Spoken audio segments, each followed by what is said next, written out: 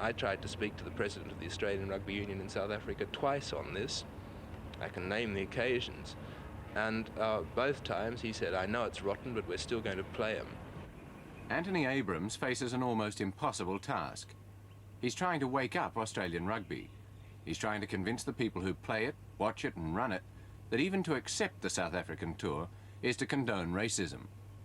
Rugby administrators say they want to keep politics out of the game.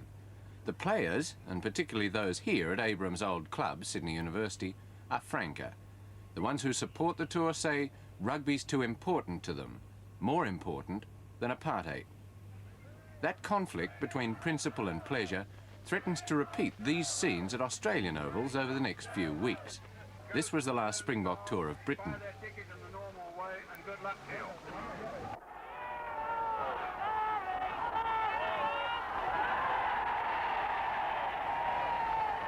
Nobody has advocated violence. As far as sitting down on the pitch is concerned, which I think probably will take place, as it did in Britain, this is classical Gandhi stuff. It's militant non-violence. And if anybody says that this is denying people rights, I think the only answer to this is that compared with the denial of rights that you're acquiescing in by going to the games, by supporting these tours, it's a very minor denial of rights indeed.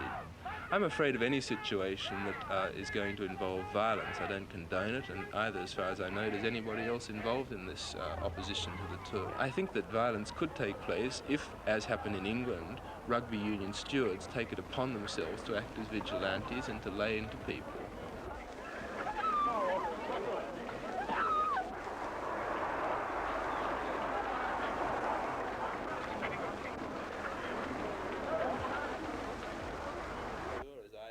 Rupert Rosenblum on the left is the perfect example of Abrams' dilemma. They have almost identical backgrounds of private school, university, law careers and, most importantly, rugby. Both men played for Australia on a tour of South Africa. But that's where the similarity ends. Agree with me that when you play against South Africa, you are standing up in the sporting sphere and saying, we support the idea of racism in sport. Well, We're I don't at least agree, no. accepting this. You're presuming a lot of things that I'm supposed to agree with you on, which I'm not agreeing with you at all on. To me, if some bloke in Kenya or some man even in England, an educated Western society, a man from Oxford University, considers that my playing against the Springboks makes me condone racism, or my act is one of condoning of racism, the man's a nut. It's just not on. I don't feel that way. You know I don't feel that way. In fact, you know quite well I have a strong feeling for the coloured ladies.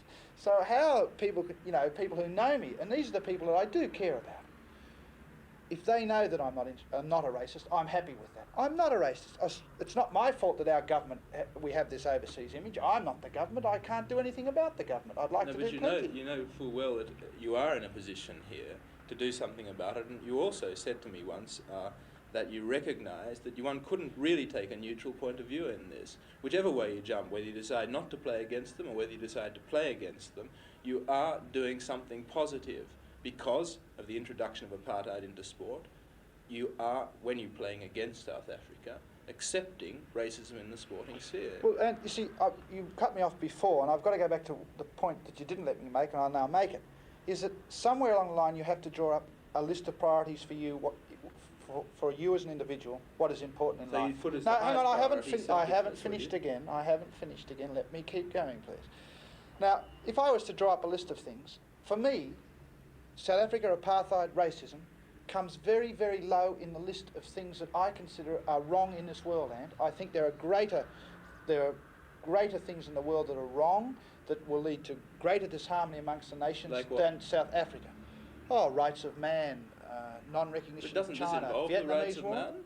You know yes, that South Africa has refused to sign the Declaration of Human Rights, for example. Yes, well, I also know that in Melbourne, a couple of years ago, you couldn't hand out pamphlets, and that's pretty close to home because they said this was wrong, and people did something. But I'm more concerned with the things that go on in this country. There's so many things wrong with Australia. But hasn't Jim Roxburgh told you, or one of the others, that we see on this tour issue the chance to raise the whole question of racism in Australia? Haven't they told you that we've got Aborigines sitting on all the committees in all the states that we've set up against these tours, and they are there because they see that this is a support of racism, that it's just entrenching what already exists in Australia. In other words, that it is equally as important from the Australian point of view as from the South African point of view that we oppose these tours. Well, let's just answer.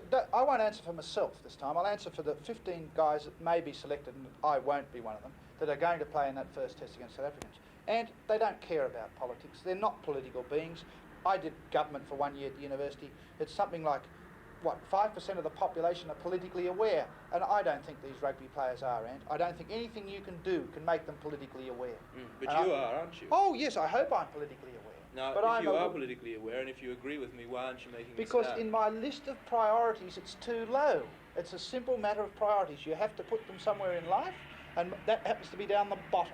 Do you think that that represents pretty adequately the Australian point of view on this? Yes, I do. I really do. But don't you think this is sad? Oh, I think I'm a sad case, and you know, I admit that I have a certain hypocritical approach to this.